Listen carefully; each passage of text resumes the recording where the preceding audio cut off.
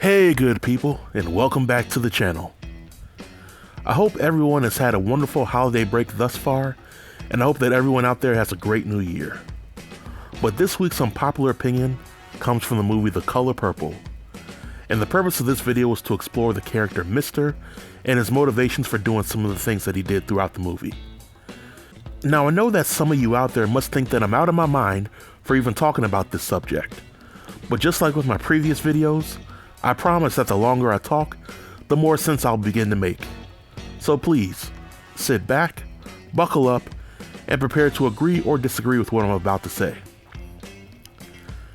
The movie The Color Purple came out in 1985, and when this movie came out, it was widely considered one of the most iconic movies in Black cinematic history. The Color Purple follows the story of a young girl named Celie, someone who experiences hardship after hardship for several decades before finally discovering their own happiness. One of the most memorable characters in the movie was a man named Mr., who was played by Danny Glover.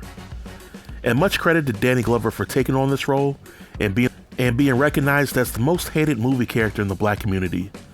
That is until a movie named What's Love Got to Do With It came out. Now if you've seen The Color Purple about 1,000,000 times like I have, then you already know all about the horrible things that Mr. did to Celie and what he tried to do to Nettie. So this video will not attempt to diminish any of those horrible things that Mr. did throughout the movie.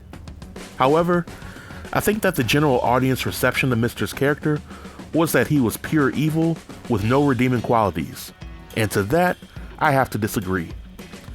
I believe that Mr. did a number of evil things throughout his time in The Color Purple, but in my opinion, his heart was not purely evil, and because of that, I think that Mr. is often mischaracterized by fans, and that he's worthy of forgiveness. So in order to explain my point, allow me to provide some context to the Mr. character. The story of The Color Purple began in the early 1900s in the state of Georgia, and during this time in history, the characters in the movie are just one generation removed from slavery. I'll also mention that concepts like segregation and Jim Crow were alive and well, while concepts like women's rights and family counseling were completely foreign.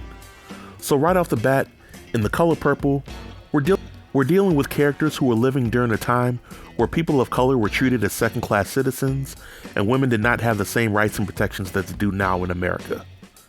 One could argue that the characters in The Color Purple could only rely on each other to get through the problems in the story, which could be both good and bad.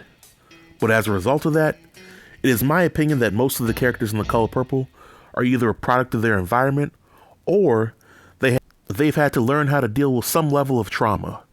And this definitely includes Mr. You see, good people, over the course of this movie, we saw that Mr. had some unsavory characteristics, but Mr.'s father was also a piece of work and had a significant influence on Mr. While this isn't directly stated in the movie, it is heavily implied that Mr.'s father was extremely controlling and potentially abusive towards Mr. when he was a kid. Mr.'s father viewed women as less than equal to men.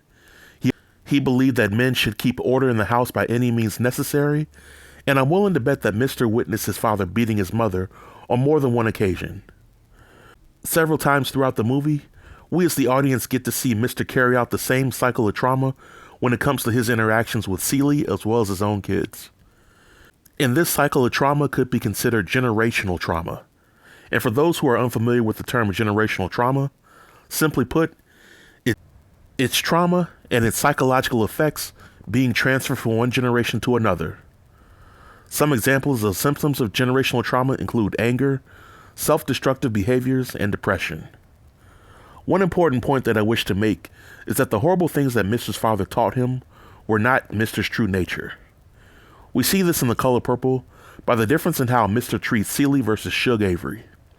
In Mr.'s mind, Celie was the type of wife that his father wanted him to be with, while Shug was the type of woman that Mr. truly loved and would never harm under any circumstance.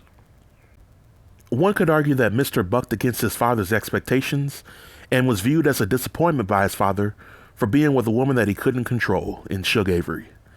And I thought that it was pretty ironic that when Mr.'s son Harpo came of age, he bucked against his father's expectations and fell in love with Sophia, who was also a woman that he couldn't control.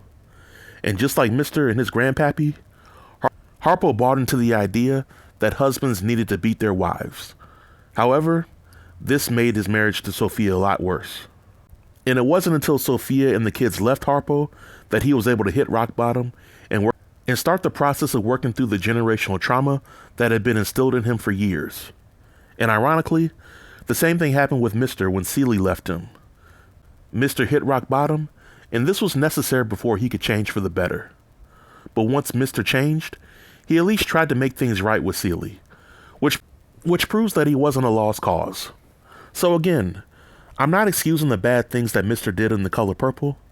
Had Mr. been alive today and did those same things, he would likely be in jail for a number of years. However, I'm just pointing out that Mr. is not purely evil. Instead, I believe that Mr. did what he did because he didn't know any better thanks to his misguided father. Mr. then tried to pass those lessons off to his son Harpo, but luckily Harpo was able to break the generational curse. But I say all that to say that there are a number of people out there who are victims of generational trauma in the world, and they usually get written off as purely evil, or no good, or not worthy of living in society. But I believe that a number of these people can still be healed and live a productive life should somebody take the time to try to help them. But that's just my opinion. Now I'm ready for all the smoke that might come this way on the topic, so whether you agree or disagree with my opinion, feel free to leave your comments below in the comment section, and I'll reply to everybody. Until next time, stay tuned and stay safe. Peace.